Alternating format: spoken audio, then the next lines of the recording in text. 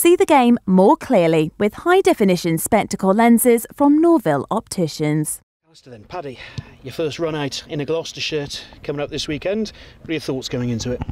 Yeah, I'm very excited. We had actually got the second half last week against Exeter, but obviously this is technically a home game, even though we're playing up in Bristol. But I'm sure there'll be a lot of fans, and I'm looking forward to feeling the buzz off the fans and obviously off the players. You know, it's been a good week of training. The buzz is obviously there. Obviously it's Bath. I've heard it's almost like a Ulster-Leinster, you know, rivalry type. So we're looking forward to getting stuck into them, and it should be good. And you say this week's been good in training. How's pre-season been? Because now you're sort of getting that little bit closer to competitive matches, aren't you? Yeah, pre-season's been tough. Pre-season's always tough. It's probably the only time of the year a rugby player questions himself, what's he doing? But it's been good. Personally, I've benefited a lot from it. The staff here, the facilities are excellent. Everyone's in tip-top shape, and we're just, you know, obviously it's a slow process with this pre-season with the World Cup, but everyone's just taking it, you know, one game at a time and keeping one eye on Newcastle. That's whenever we want all cylinders firing, and hopefully everything will work out. And you talk about all cylinders firing. How do you feel personally? Because obviously, you know, you've come here off the back of a long injury layoff.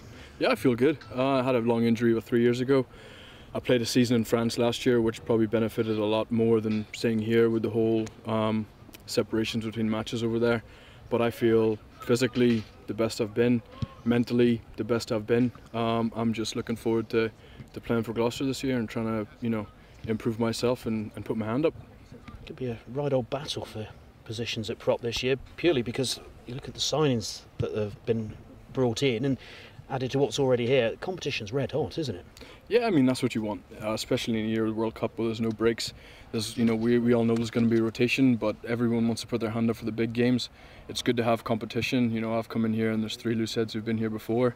We all get on well, and we're all pushing each other. It's, you know, at the moment everyone's probably just fighting to try and get that Newcastle starting spot. What are your strengths? What are the bedrock of your game that you would sort of, you know, back yourself most with? I've always been, you know, a prop who likes to probably get my hands on the ball or you know, put in a big tackle or something like that there. But I'm coming in every game, almost every week, training with different goals. I want to, you know, stop putting goals in my head of trying to achieve long-term goals short term. I just want to physically get myself right for the beginning of the season, mentally try and absorb every facility that I've got here with the S&C, the medical, all the coaches. So, you know, I just want to physically and mentally be ready in all aspects, not just one. And Bath, kind of an ideal stepping stone along the way with the intensity.